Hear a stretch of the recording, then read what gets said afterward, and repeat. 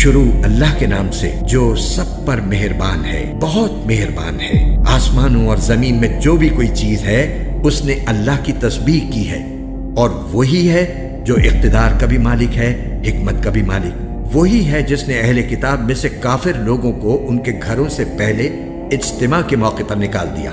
مسلمانوں، تمہیں یہ خیال بھی نہیں تھا کہ وہ نکلیں گے، اور وہ بھی یہ سمجھے ہوئے تھے کہ ان کے قلعے اللہ سے بچا لیں گے۔ پھر اللہ ان کے پاس ایسی جگہ سے آیا جہاں ان کا گمان بھی نہیں تھا، اور اللہ نے ان کے دلوں میں رعب ڈال دیا کہ وہ اپنے گھروں کو خود اپنے ہاتھوں سے بھی اور مسلمانوں کے ہاتھوں سے بھی اجاڑ رہے تھے۔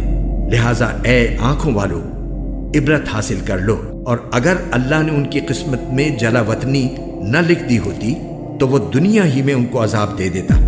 البتہ آخرت میں ان کے لیے دوزخ کا عذاب ہے، یہ اس لیے کہ انہوں نے اللہ اور اس کے رسول سے دشمنی ٹھانی، اور جو شخص اللہ سے دشمنی کرتا ہے تو اللہ بڑا سخت عذاب دینے والا ہے۔ تم نے کھجور کے جو درخت کاٹے یا انہیں اپنی جڑوں پر کھڑا رہنے دیا تو یہ سب کچھ اللہ کے حکم سے تھا، اور اس لیے تھا تاکہ اللہ نافرمانوں کو رسوا کرے۔ اور اللہ نے اپنے رسول کو ان کا جو مال بھی فے کے طور پر دلوایا، اس کے لیے تم نے نہ اپنے گھوڑے دوڑائے نہ اونٹ، لیکن اللہ اپنے پیغمبروں کو جس پر چاہتا ہے تسلط عطا فرما دیتا ہے، اور اللہ ہر چیز پر پوری قدرت رکھنے والا ہے۔ اللہ اپنے رسول کو دوسری بستیوں سے جو مال بھی فے کے طور پر دلوا دے تو وہ اللہ کا حق ہے، اور اس کے رسول کا، اور قرابت داروں کا، اور یتیموں، مسکینوں اور مسافروں کا، تاکہ وہ مال صرف انہی کے درمیان گردش کرتا نہ رہ جائے جو تم میں دولت مند لوگ ہیں۔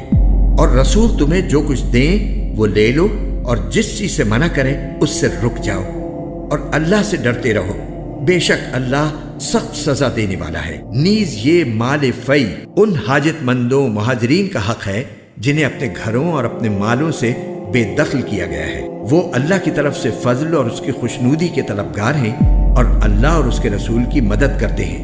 یہی لوگ ہیں جو راست باز ہیں۔ اور یہ مال فی ان لوگوں کا حق ہے جو پہلے ہی سے اس جگہ یعنی مدینے میں ایمان کے ساتھ مقیم ہیں۔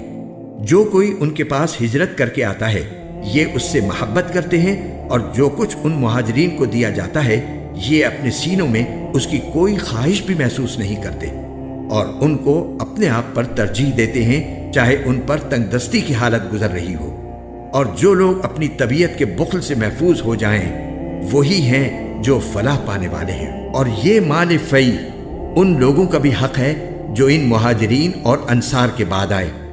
وہ یہ کہتے ہیں کہ اے ہمارے پروردگار، ہماری بھی مغفرت فرمائیے، اور ہمارے ان بھائیوں کی بھی جو ہم سے پہلے ایمان لا چکے ہیں، اور ہمارے دلوں میں ایمان لانے والوں کے لیے کوئی بغض نہ رکھیے۔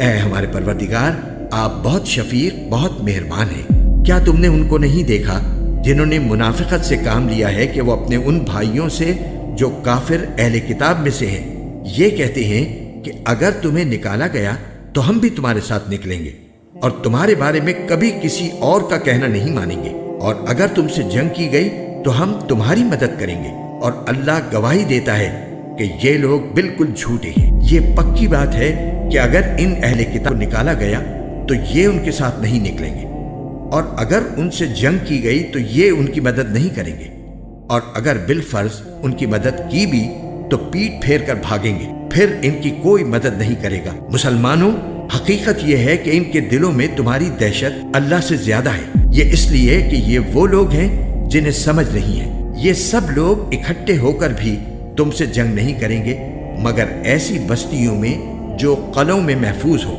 یا پھر دیواروں کے پیچھے چھپ کر۔ ان کی آپس کی مخالفتیں بہت سخت ہیں، تم انہیں اکٹھا سمجھتے ہو، حالانکہ ان کے دل پھٹے ہوئے ہیں۔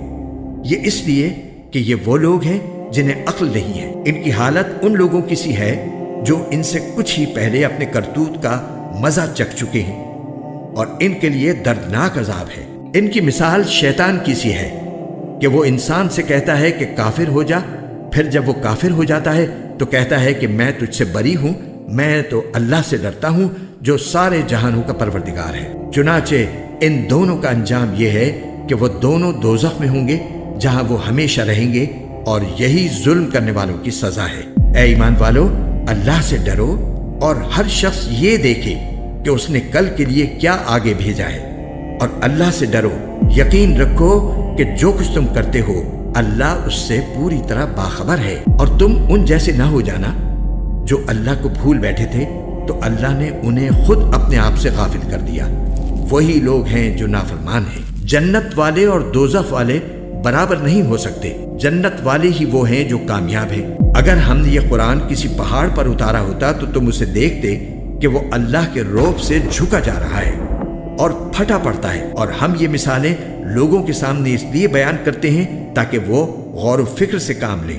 وہ اللہ وہی ہے جس کے سوا کوئی معبود نہیں ہے۔ وہ چھپی اور کھلی ہر بات کو جاننے والا ہے۔ وہی ہے جو سب پر مہربان ہے، بہت مہربان ہے۔ وہ اللہ وہی ہے جس کے سوا کوئی معبود نہیں ہے، جو بادشاہ ہے، تقدس کا مالک ہے، سلامتی دینے والا ہے، امن بخشنے والا ہے، سب کا نگہبان ہے، بڑے اقتدار والا ہے، ہر خرابی کی اصلاح کرنے والا ہے، بڑائی کا مالک ہے۔